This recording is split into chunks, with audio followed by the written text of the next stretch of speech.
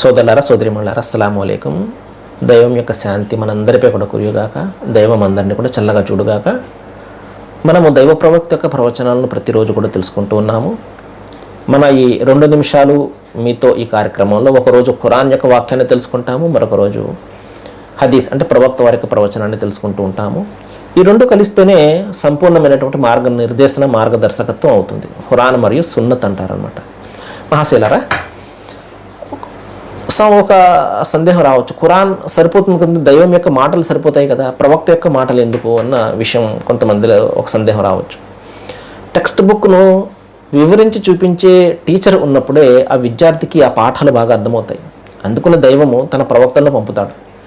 ఆ ప్రవక్తలు దైవ గ్రంథాన్ని తమ యొక్క జీవితంలో అన్వయింపజేసుకుని ఆచరిస్తూ ప్రజలందరికీ ఒక మాదిరిగా ఉంటారు.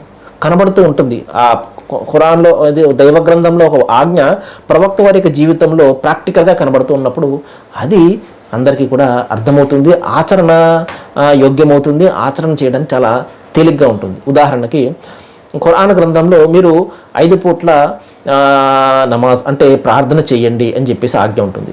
ఎలా చేయాలి, ఎన్నిసార్లు దైవానికి చేయాలి, ఏ విధంగా ఒంగోవాలి, లేకపోతే ఏ విధంగా సాష్టంగా పడాలి తెలియదు కదా. అందుకనే దైవ ప్రవక్తను దైవం పంపిస్తాడు. ప్రతి జాతిలో వచ్చారు దైవ ప్రవక్తలు, ఒక్క జాతిలో కాదు, ప్రతి జాతిలో ప్రతి కాలంలో కూడా వచ్చారు. మానవులందరికీ మార్గనిర్దేశన చేశారు. దైవం యొక్క ఆజ్ఞలను వివరించి చూపించి మాదిరిగా నిలిచారు. దైవ ప్రవక్త ఏం చెప్పారు అంటే, ఒక సందర్భంలో, మానవులారా మీరందరూ బాగా వినండి, మీ అందరి ప్రభు ఒక్కడే, మీ అందరి తండ్రి కూడా ఒక్కడే. మీరందరూ ఆదం నుండి పుట్టించబడ్డారు. ఆదం అంటే మనందరి తండ్రి.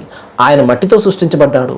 కాబట్టి ఇక్కడ ఎవరికి ఏ విధమైన ఆధిక్యత లేదు, దైవభీతిలో తప్ప ఎవరికి ప్రాధాన్యత లేదు అని చెప్పేసి, విశ్వమానవ సౌభ్రాతృత్వము, సర్వేజన సుఖినోభవంతు అని చెప్పేసి ఏదైతే మనం పిలుస్తున్నామో, విశ్వమానవులందరూ అన్నదమ్ములు అని దైవ ప్రవక్త ముహమ్మద్ ప్రవక్త సల్లల్లాహు అలైహి వసల్లం మానవులందరినీ కూడా మరి ఏకం చేయడం జరిగింది. ఇందులో కులం లేదు, మతం లేదు, రంగు లేదు, ప్రాంతం లేదు, మరొకటి లేదు, దేశం లేదు, అంత కూడా. అందుకనే చూడండి, హజ్ యాత్రకు మనం వెళ్ళినప్పుడు ప్రపంచంలో 4 నుండి కూడా అక్కడికి చేరుకుంటారు. సుమారు 20-30 లక్షల మంది చేరుకుంటారు ప్రతి సంవత్సరం కూడా. అక్కడ నల్లవాళ్ళు ఉంటారు, తెల్లవాళ్ళు ఉంటారు, చైనా వాళ్ళు ఉంటారు, లేదా అమెరికా వాళ్ళు ఉంటారు. ఎవ్వరు ఎక్కడ ఏది కూడా తేడా ఉండదు. అందరూ కూడా 2 కుట్టు లేనటువంటి బట్టలు చుట్టుకుని లబ్బైక్ అల్లాహుమ్మ లబ్బైక్, ఓ దైవమ్మ మేము హాజరైపోయాము, ఏ విధంగా అయితే మేము పుట్టామో ఏమీ లేకుండా అదే స్థితిలో నీ వద్దకు హాజరైపోయాము అని చెప్పేసి వారందరూ పలుకుతారు. ఇది విశ్వమానవ సౌభ్రాతృత్వం, మానవులందరూ సమానమే అని చెప్పేసి ప్రాక్టికల్గా నిరూపించే ఒక సంఘటన అన్నమాట.